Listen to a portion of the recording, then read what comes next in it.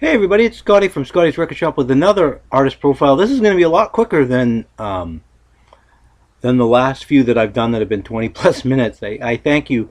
And again, before I get too into any of my videos, I want to thank everybody who's watching, everybody who's subscribing.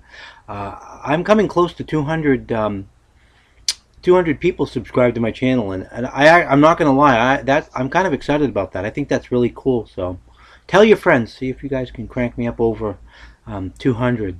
That would really be special to me anyway, and I appreciate you watching and taking the time. I know some of these videos are kind of long. Hopefully you are amused by how much of a dingbat I can be about this stuff. I love doing this, so hopefully you can appreciate that and kind of enjoy my enthusiasm, be enthusiastic about it as well. Before I get into this artist profile, I want to put out a challenge to the VC. I want to see some artist profiles. I don't care who it is. You know, I don't care if it's, if it's Megadeth. Maybe I don't really listen to Megadeth anymore, but there are a lot of people that really do dig Megadeth who would love to see your Megadeth vinyl collection if you've got one.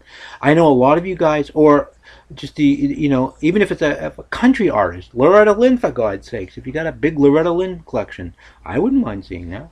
I really get a kick out of seeing what you guys have, especially when it's artist specific. It doesn't necessarily have to be vinyl either. I know some of you guys are much more into CDs than vinyl, or even cassettes. You know, show me your 8-track. Show me your Glen Campbell 8-track collection. Ooh. Maybe someday I'll show you mine. I don't have an 8-track collection, but I've got a lot of Glen Campbell up back there. But you would figure that from me, probably. Okay, this actually stems from somebody who I'm trying to think off the top of my head. I looked for the email this morning and I couldn't see who it was. Somebody who wanted me to do an artist profile, but wanted me to do an artist profile of somebody that, or a group that most people would go, I don't know that group, or whatever. It would be kind of a challenge for me, and I thought about it. I'd been thinking about it for a while, going, okay, who on earth? Because I'm kind of straightforward, for the most part, kind of commercial. I mean, there's, I like bands that weren't huge. I mean, I love like Cactus and Renaissance and some of that progressive rock heavy stuff, some of the European stuff. I like that stuff too, but I've always tended to be drawn back to some of the stuff that's more common, whatever. Call me commercial, I don't care. But I thought of a group, I came up with a group that most of you guys in the VC don't know about. I'm pretty sure. And the cool thing about it was they were discovered by Jimi Hendrix. Some of you already know. Some of you guys are going, Scott, come on, we know about these guys. But I bet a lot of you don't. So let's get on to it. Of course, you already know who it is because you saw it in the header. But it's Glass Harp. Glass Harp was a group out of the Ohio area, Youngstown, I believe, Cleveland outskirts, Youngstown kind of area. 3-piece band. You instantly think power trio like Rush or Triumph or something like that, ZZ Top. But they weren't quite like that. They got heavy at times, but one of their musicians would play flute from time to time over stuff. So it's heavy, but at times it's psychedelic. It's an interesting group. Let's go through the few albums that they put out. They only put out a couple, so let's check it out. This is their first album, Glass Harp, 1969, 1970. This was actually recorded at Electric Ladyland, Jimi Hendrix studio in New York. This is not an original pressing. When I first got into these guys in the early 80s, I just had a hard time finding their albums. So this was actually on that early 80s MCA label. Originally they were on Decca. My other copies are original pressings of their albums, but the person that ended up making the most noise out of this band, I'll tell you about him as I'm putting this away, was a guy named Phil Keaggy, who I've actually had the chance to spend some time with. An incredibly gifted guitar player. I think it was Guitar Player magazine, 1978. It fried my mind because you just had Van Halen first album out. Everybody was talking about how awesome Van Halen was, how Eddie is. She's still awesome. Who won? Phil Keaggy won for Guitarist of the Year. I think it was Guitar Player or one of the guitar magazines for '78, which fried my mind.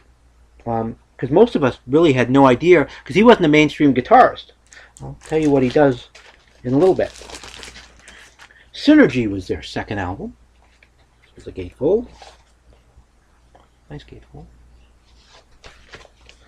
Kind of a cool back cover. Nice and psychedelic. And this is on the original Decca labels. Anyway, Phil Keaggy, through the course of being in Glass Harp and a lot of other things, I had a chance to talk to him about this stuff in length. He's one of the nicest people I've ever met in my life, to be honest with you. He's humble. These are not traits that you usually find in a male, but he's humble and he's gentle. The only two ways I can describe him. He's just, you get around him and you're in peace. You're at peace. He's just such a peaceful, calm spirit. Wonderful man. And an incredible guitar player. Look up Phil Keaggy, or even look up Glass Harp on YouTube. There's some stuff with him playing electric on there. One thing of him doing Amazing Grace with an oboe. An ebow, I'm sorry, not an oboe. An ebow. It's just amazing what the guy can do. Okay, the last Glass Harp album, It Makes Me Glad. This is also on Decca. I'll show you this. The original inner sleeve for this one. And of course the Decca label. There you go. Now, Phil was going through a lot of changes in Oh, it has this too. I want to show you that as well. Little insert. Phil was going through a lot of changes.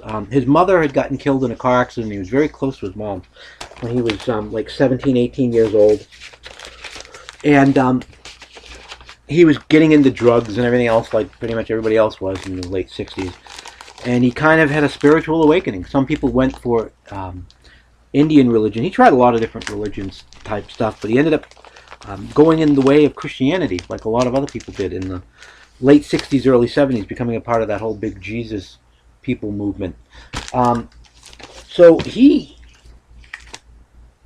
started making Christian albums in 1973, and they're wonderful albums, but if you're not into, or if you're, I don't want to say afraid of that stuff, some people just get, oh, it's preachy, you know, whatever, but musicianship wise, these albums are fantastic. There are even inklings of that even on some of these Glass Harp albums. He does version of Do Lord, and it's like you think, you know, do Lord, oh do remember me, you know, get the acoustic guitar out at the campfire type thing at your little summer Christian camp, right thing. And you ain't never heard Do Lord like they did it, let me tell you. They rock it out. They have a live album that came out in the early 70s, live at Carnegie Hall. They were opening up for the Kinks, and their show got recorded, and it's just heavy, great power rock and roll. It's on CD. You can find it. It's Glass Harp live at Carnegie Hall. This is the last one that I'm going to show you. 1977. Of course, he's becoming a star in the Christian realm. Phil Keaggy, that is. So now it's not Glass Harp. It's Phil Keaggy and Glass Harp. This is the compilation. On a Christian label. And it's a good comp. I mean, it's a good album. But anyway, I encourage you to check out Glass Harp, see what you can find that you like from them.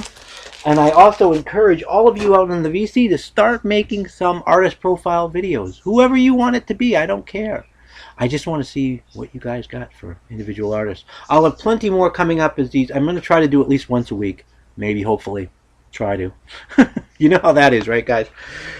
You know, the pathway to hell is paved in good intentions. But I'm going to try to get... I've got a lot of different things in my head that I'd like to show you guys for artists and interesting stuff. So stay tuned.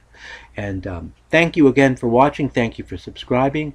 Get those artist profile videos cranking out so I can see them. And please let me know if you've made one, okay? Because there's so much stuff going on in the VC now. I have a hard time, honestly, with my limited time keeping up with all this. So if you could take and say, hey, Scotty, I made a, I made a Men at Work. They only put 3 albums out. If you don't do it, I'm going to. Eventually, it's going to happen. So somebody's got to do it. So anyway, enough of my silliness. As always, thank you. And until next time, peace and love.